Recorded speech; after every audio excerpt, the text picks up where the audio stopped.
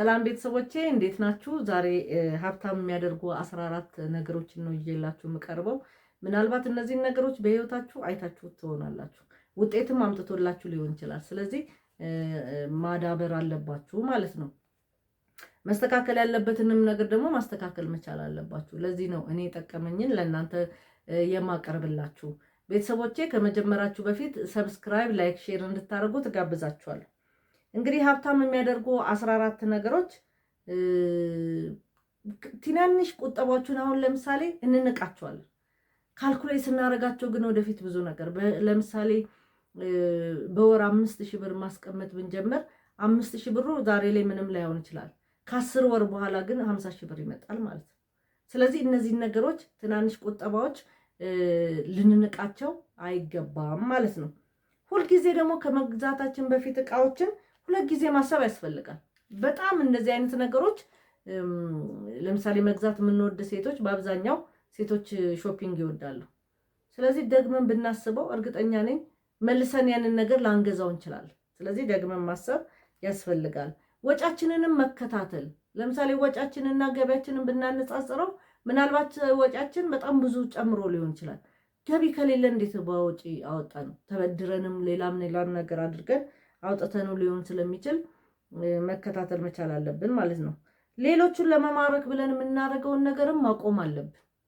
ይሄ ሌሎችን ለመማረክ ብለን ያልተገባ ልብስ መልበስ፣ ሌሎችን ለመማረክ ብለን ያልተገባ ድግስ መደገስ፣ ሌሎችን ለመማረክ ብለን የምናደርጋቸውን ነገሮች በአጠቃላይ መቆም መቻል አለባቸው ማለት ነው። በጀት ማውጣትን ችላ ማለት የለብንም። በጅተን ማለት ለዚህ ነገር ይሄን ያህል፣ ለዚህ ነገር ይሄን ያህል ብለን በትክክል ካልኩሌት አድርገን ማውጣት መቻል አለብን ማለት ነው። የመደራደርንም ጥበብ መማር መቻል አለብን። በተለይ እቃ ስንገዛ፣ እቃ ስናሰራ፣ እቃ ሌሎችም ዝም ብለን ያሉንን ማድረግ መቻል የለብን። ኢቭን ቢኖረንም ማለት ነው የመደራደር አቅም ሊኖረን ይገባል። እንግዲህ የጥበበኛ ኢንቨስትመንት መሰረታዊ ነገርን መማር መቻል አለብን። የት ነው ኢንቨስት የምናደርገው? ኢንቨስት ስናደርግ ትክክለኛ ቦታ ነው ወይ የሚለውንም ማሰብ መቻልም ያስፈልጋል ማለት ነው። ለፈጣን ሀብታም እቅዶች፣ ያው ሀብታም ለመሆን እቅድ ማውጣት መቻል አለብን። ይሄ በፍጥነት ሀብታም ለመሆን ማለት ነው። እንግዲህ ይሄኛው እንደዚህ አይነት ነገሮች የምንለው አዲስ ቢዝነስ እንክፈት ምናምን አይደለም። ባለን ነገር ላይ እንዴት በትክክለኛ መንገድ አውጥተን በትክክለኛ መንገድ ተጠቅመን ወደ ሀብት እንቀይረዋለን የሚለውን ነው የምንማረው ማለት ነው። ገንዘብ መቆጠብ ያው ለድርድር የማይቀርብ ነገር አይደለም። ስለ ገንዘብ ቁጠባ እያወራን ማለት ነው። ስለዚህ መቆጠብም ግዴታ አለብን ማለት ነው። የአኗኗር ግሽበታችንንም ማስወገድ። ለምሳሌ ደሞዝ ከፍ ባለልን ቁጥር የምንኖረው ኑሮ ከፍ የሚል ከሆነ የምንበላው ኑሮ የሚቀየር ከሆነ ማስተካከል መቻል አለብን ማለት ነው።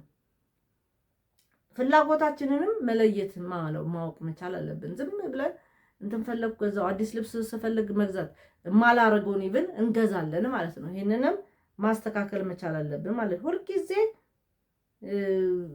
ለሆስፒታል፣ ለቤት ኪራይ፣ ለምናምን ብለን የምናወጣው ብር ሊኖረን ይገባል ማለት ነው።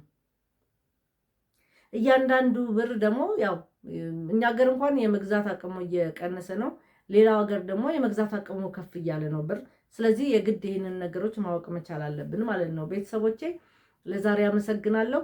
እነዚህ ነገሮች በሙሉ ወደ ጥቅም ላይ እንድትወስዳቸው እጋብዛችኋለሁ። አመሰግናለሁ።